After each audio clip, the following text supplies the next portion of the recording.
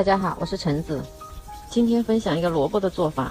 白萝卜清洗干净之后，去不去皮都可以，我个人是不喜欢去皮的。然后把头切下来，用凉开水冲洗干净。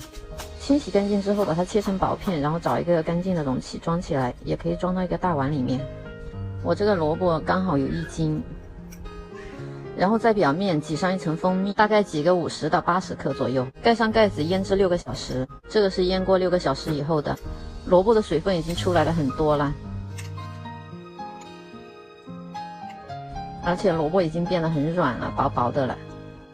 准备一碗温开水，放几勺腌出来的汁，放3到4勺就可以了，其他的把它盖上，让它继续腌着。